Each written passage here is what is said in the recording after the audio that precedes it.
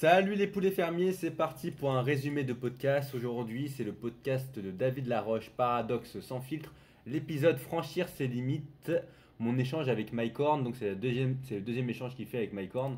Et c'est un podcast qui dure environ 1h07. Et c'est dommage, hein, franchement, j'aurais aimé que le podcast dure plus longtemps, tellement Mike Horn est inspirant, parce que c'est vraiment une personne extraordinaire, aventurier, voilà, de l'extrême.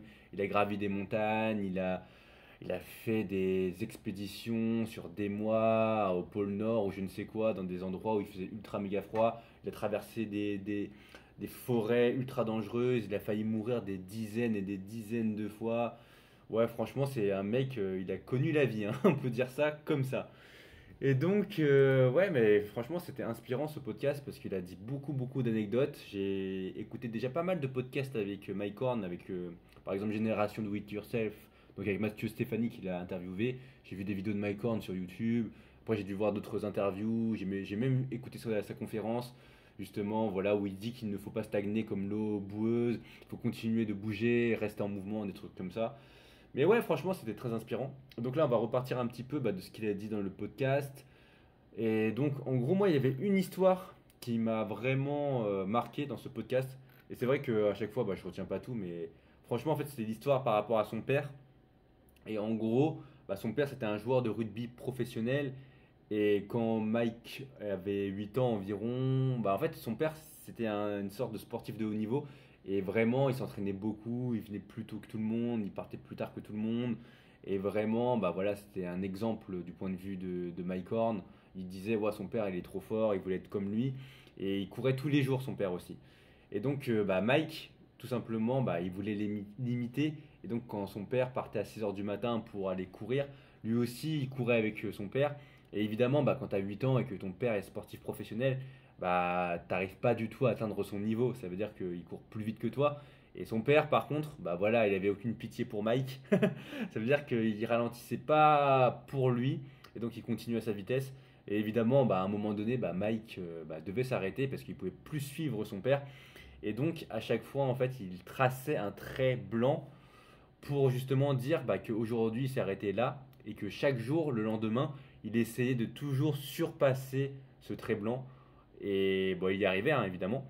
Et donc, en gros, après un moment, il discute avec son père et il demande à son père pourquoi tu t'entraînes autant. Est-ce que c'est pour être fort d'un point de vue mental? C'est quoi tes raisons de t'entraîner? Et après, justement, son père de Mike Horn, il lui dit en fait, c'est parce que toi, tu m'inspires. Parce que je vois derrière moi, en fait, c'est toi, tu m'inspires, mon fils, en gros. Parce que derrière moi, je vois que tu essaies de me suivre avec tes petits pas et que chaque jour, tu fais de ton mieux pour essayer de me surpasser, pour essayer de faire mieux que le lendemain. Et je trouve ça très inspirant. Et tu vois, ça, c'était un truc très très fort parce que Mike pensait que son père, en fait, c'était lui qui l'inspirait. Mais en fait, c'était aussi l'inverse. Ça veut dire que aussi, son père était inspiré par Mike, par sa détermination, son caractère, sa personnalité.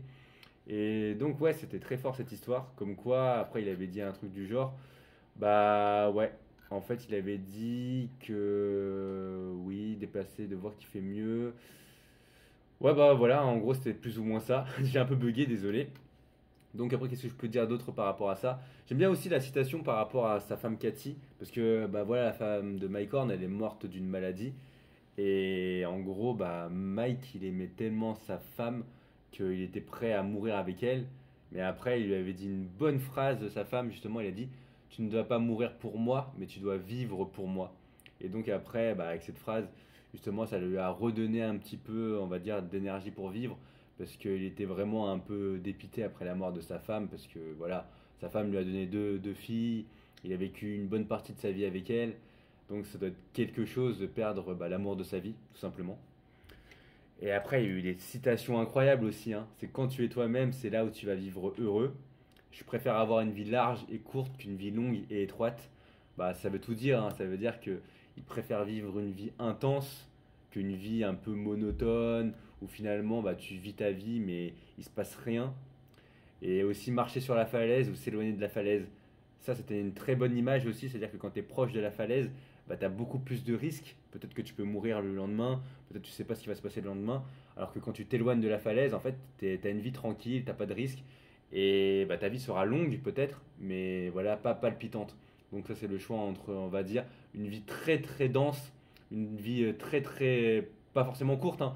Après, Mike Horn, il a bientôt 60 ans, donc c'est pas non plus qu'il a vécu une vie courte, mais en tout cas il a vécu une vie intense et il s'est donné à fond pour pouvoir atteindre et réaliser ses rêves et ses objectifs.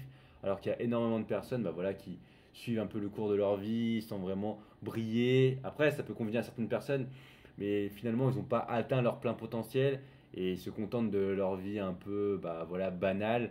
Et de toute façon, bon, chacun choisit sa vie, hein, encore une fois. Là, surtout dans le monde de maintenant, au 21e siècle, où tu peux tout apprendre, tu peux choisir de faire des vidéos, tu peux choisir d'apprendre le montage, tu peux choisir, je sais pas, de te former dans des disciplines gratuitement, parce qu'il y a du contenu gratuit sur YouTube de très bonne qualité, avec des formations offertes, ou des formations qui valent pas cher, mais qui sont de très bonne qualité aussi. Donc vraiment, voilà, il y a des podcasts, il y a des livres, vraiment, il y a tout pour que tu deviennes quelqu'un voilà, qui a vraiment une énorme culture, peut-être. Et ouais, donc tu peux tout faire un peu dans cette vie, c'est ça aussi le message de ce podcast.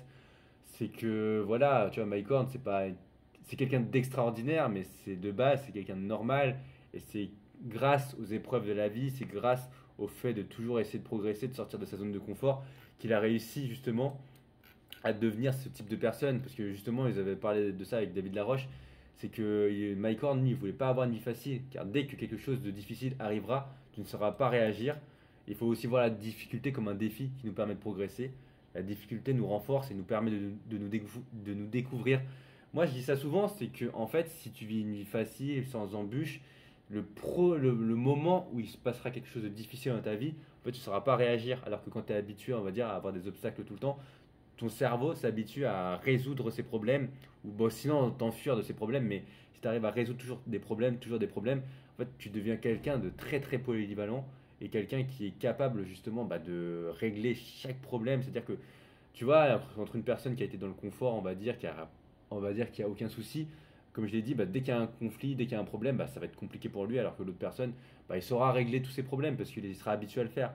Et encore une fois, après, dans la vie, il y aura forcément des défis, il y aura forcément des choses difficiles qui vont se passer. Et donc, c'est important bah, voilà, d'apprendre de nous-mêmes, de affronter ces choses-là et de les confronter. Et donc, voilà, hein, si tu veux une vie facile, il faut accepter d'être faible dans les moments où les gens sont forts. Donc voilà, les gens qui sont réellement forts, c'est les gens qui ont connu la pleine difficulté, et qui ont réussi à surmonter toutes ces épreuves. Et après, bah, sinon, tu acceptes d'être faible et d'avoir une vie où tu vas subir ta vie, quoi. Tout prendre comme une expérience, même si tu rates, ce n'est pas grave. Donc ça aussi, c'était très intéressant avec le fait que, je sais plus trop c'était quoi ce qu'il avait dit David Laroche, mais il devait faire une interview ou il devait faire une conférence, je crois. Et justement, bah, il n'était pas à l'aise parce que peut-être c'était en anglais, bon, je sais plus exactement. Et il a pris ça comme un défi. Il a dit bon, même s'il rate, c'est pas grave. Au moins, il aura appris quelque chose. Et avec ça, il va grandir. Et après, il va s'améliorer. Et encore une fois, c'est en refaisant et en te remettant en question que après tu progresses. Et aussi, mais franchement, il y avait vraiment des bonnes citations, hein. Quand tu commences à inspirer les gens, c'est là que tu grandis. C'est-à-dire que, en fait, tu vis plus que pour toi-même, mais tu vis aussi pour inspirer les autres, pour leur montrer la voie, que tout est possible, que toi-même, tu vois, tu es peut-être quelqu'un voilà, qui avait des difficultés, mais tu essaies de surmonter ça, de toujours essayer de progresser. Et après, toi-même, tu peux inspirer les autres juste avec tes actions, tu vois.